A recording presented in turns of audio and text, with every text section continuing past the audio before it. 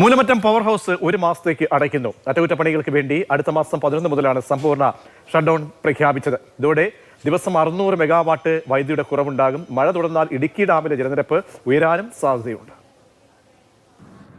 രാജ്യത്തെ തന്നെ ഏറ്റവും വലിയ ജലവൈദ്യുത പദ്ധതികളിൽ ഒന്നാണ് ഇടുക്കി. ഇടുക്കിയിൽ നിന്നുള്ള വെള്ളം ഉപയോഗിച്ചുകൊണ്ട് വൈദ്യുതി ഉൽപ്പാദിപ്പിക്കുന്നത് മൂലമറ്റത്തെ പവർ ഹൗസിലാണ്.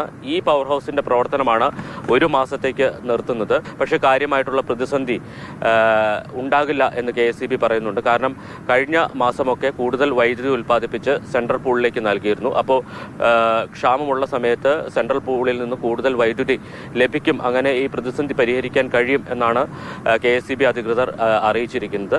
നമ്മൾ സ്വാപ്പ് അറേഞ്ച്മെന്റും കുറച്ച് നമ്മൾ ഡീപ്പ് അറേഞ്ച്മെന്റിൽ അറേഞ്ച് ചെയ്തിട്ടുണ്ട്. സ്വാപ്പ് എന്ന് പറയുന്നത് നമ്മൾ ഈ കഴിഞ്ഞ ജൂലൈ ഓഗസ്റ്റ് മാസങ്ങളിൽ ഇവിടെ ഫുൾ ജനറേഷൻ ഉണ്ടായിരുന്നു.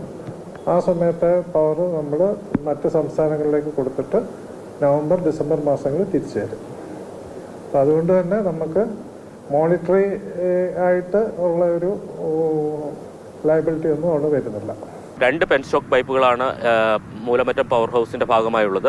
ആ പെൻസ്റ്റോക്കുകളിലെ ആ വാൽവിന്റെ സീല് നീക്കം ചെയ്യുക അല്ലെങ്കിൽ പുനഃസ്ഥാപിക്കുന്നതിന് വേണ്ടിയിട്ടാണ് അറ്റകുറ്റപ്പണികൾ നടത്തേണ്ടി വരുന്നത്. അതോടൊപ്പം തന്നെ 2 ജനറേറ്ററുകളുടെ വാർഷിക അറ്റകുറ്റപ്പണികൾ കൂടി പൂർത്തിയാക്കേണ്ടതുണ്ട്. ഇതിന് ഏകദേശം ഒരു മാസം ആവശ്യമാണ്. പ്രധാനമായും ഡാമിൽ നിന്ന് വെള്ളം പുറത്തേക്ക് ഒഴുക്കുന്നത് മലങ്കരയിലെ പവർ ഹൗസ് വഴിയാണ്. ആ പവർ ഹൗസിന്റെ പ്രവർത്തനം നിർത്തുമ്പോൾ ഡാമിലെ ജലനിരപ്പ് ഉയരും. നിലവിൽ 2385.74 അടിയാണ് ഇടുക്കി ഡാമിലെ ജലനിരപ്പ്. ഇനിയിപ്പോൾ ഒരു 10-15 അടി വെള്ളം കൂടിയാണ് സംഭരിക്കാൻ കഴിയുന്നത്.